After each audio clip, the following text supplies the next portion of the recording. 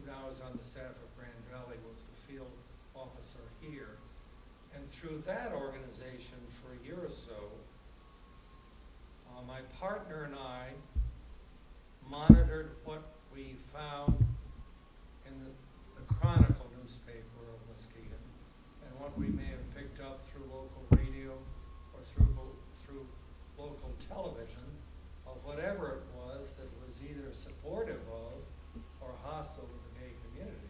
And then we would, alert Grand Rapids to it. Then we got into health issues, and that was just more than we could deal with. And I don't know if that still goes on, because the local Triangle Foundation office here closed.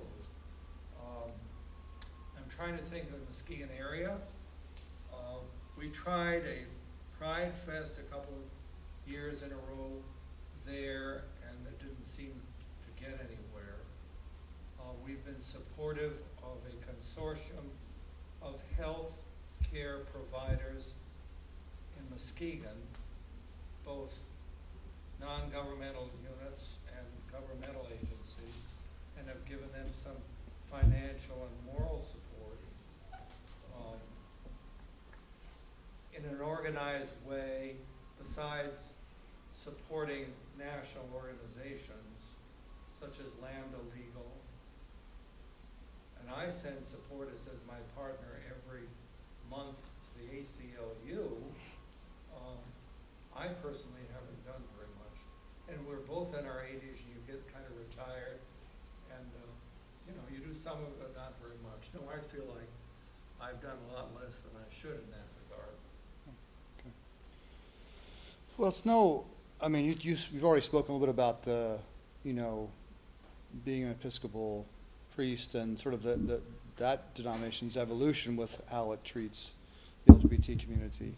But it's no secret that in West Michigan we have a pretty reactionary, mostly religious, but even somewhat secular to the LGBT community. I mean, there are institutions, there are individuals and families that have funded campaigns to deny rights and equality to folks. I'm just wondering if you have any thoughts about that reality, that particularly so close to where you live, that there are some pretty active forces that are trying to undermine the ability of people to be who they want to be. Well, I think for over 25 or 30 years I've been well aware of that, of the working for political purposes of churches I think of in Ottawa County to defeat candidates for office who either were gay or were supportive of legislature, even at the level of the state legislature. And of course that would apply to Senate and congressional candidacies and elections.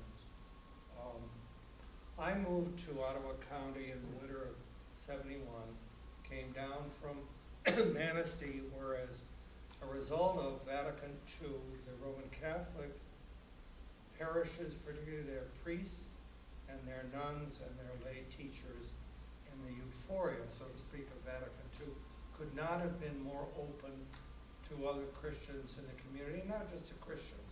So I came from that down to Ottawa County, and I had never, except visiting people in the Netherlands, I didn't know anything about Dutch Calvinism. Mm-hmm. And there was a lot of tightness and rigidity there. And I remember outside the rectory where we lived with my family, I borrowed a lawnmower from the church to cut my grass Sunday afternoons. I'd been to church twice already. And I got dirty looks from people that went by. The youth group of that church sponsored several performances of Jesus Christ Superstar by a Grand Rapids company at the high school, and that was picketed by youth groups from other churches. I was vilified in print and on the telephone, because I was often there at the church when people telephoned to express their ire, so I was used to that. It took me time, in all truth, to come to realize and recognize that even within those groups of people that in many ways were pretty hostile, not to me as a person, but to what I represented, that there were a lot of good, really good, neat, and I would say dear people.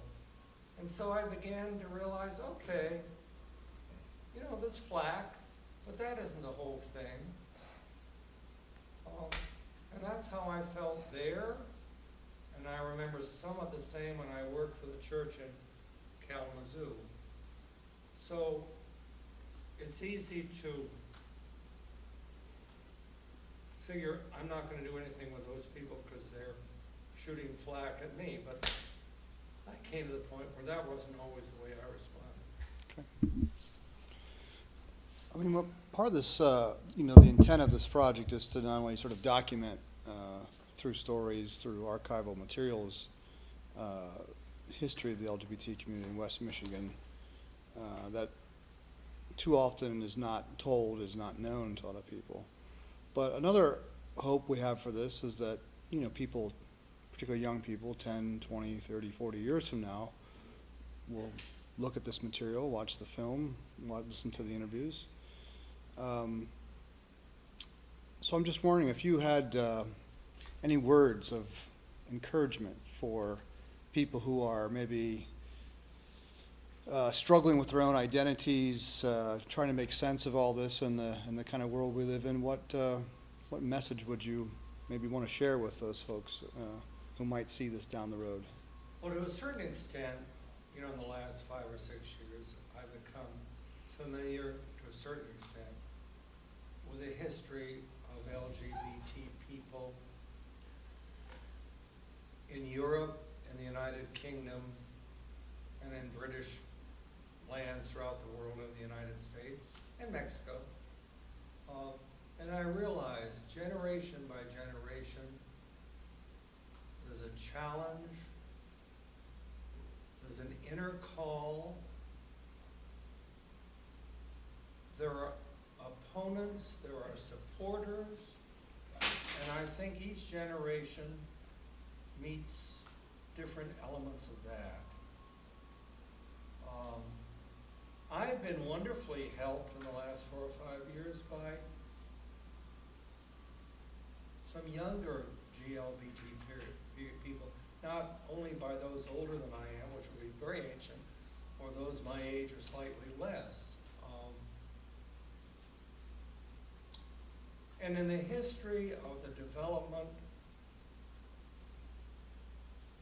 of individual life and of human life, and certainly of human institutions, you know, generation by generation, geographical area by geographical area, regardless of the culture here, there is struggle, because it seems to be, to me, that each of us has a certain struggle to be the person we really want to be and are meant to be. So that's going on. And then in aggregates of people, there are struggles for the group to define itself. So things are so much easier generally now than they were for GLBT people 40 years ago or 100 years ago. It's astonishing. And the courage of someone like Edward Carpenter in England, or Walt Whitman, or Harry Hay, to name kind of some well-known people, and then there are all the unknown people. Mm-hmm. Well, I didn't really have any other questions, but if you have something else you wanted to say, to tell us, you feel free. I can't think of anything. Okay, great. Well, thank you so much, John, for talking with us.